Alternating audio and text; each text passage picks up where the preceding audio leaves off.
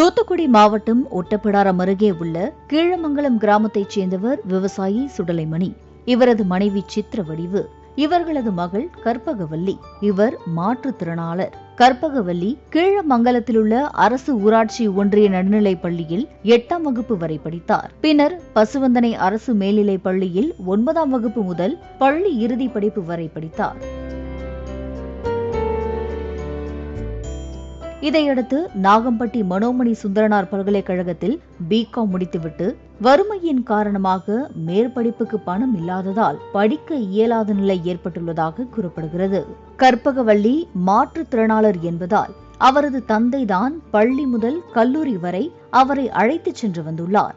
சில நேரம் இருசக்கர வாகனம் அல்லது ஆட்டோவில் தனது மகளை அழைத்துச் செல்லும் சுடலைமணி தனது மகளை தோளில் சுமந்து சென்ற காலங்களும் உண்டு. 10 நிமிடம் கூட நிற்க முடியாத நிலை.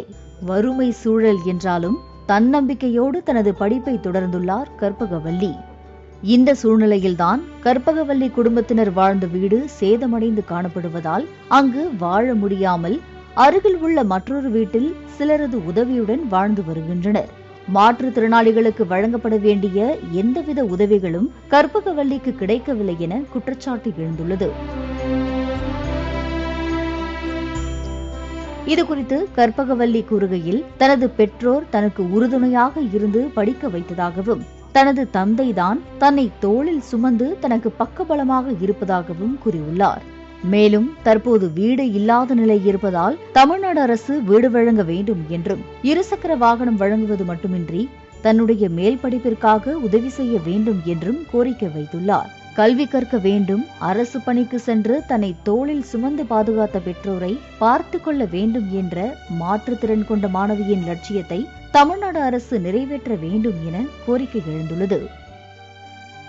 நல்லா விளையாடி நல்லா ஓடி ஆடி விளையாண்ட 12 வயசுக்கு அப்புறம் தான் எனக்கு நடக்க முடியாமல் ஆயிடுச்சு. அம்மா அப்பா விவசாயம் தான் பார்க்குறாங்க. அப்பா தான் வேலைக்கு போயிட்டு வருவாங்க. வேலைக்கு போய் தான் என்னை படிக்க வச்சாங்க.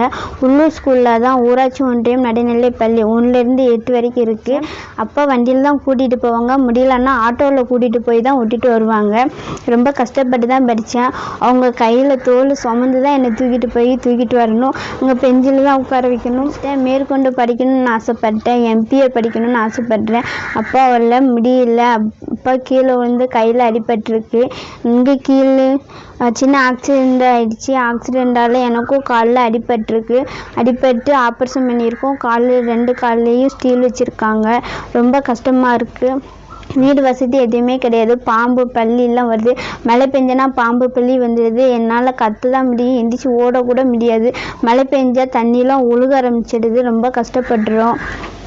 எனக்கு நானும் அண்ணன் தான் இருக்கோம். அண்ணன் பேச மாட்டாங்க. அவங்க இருந்தும் இல்லை, அந்த மாதிரி பிரயோஜனம் இல்லாமல் தான் இருக்குது. அப்பா அம்மா தான் என்னை பார்க்கணும். அன்னன்னைக்கு வேலைக்கு போய் தான் காப்பாற்றணும் குடும்பத்தை. எனக்கு ஒரு வேலை வேணும்.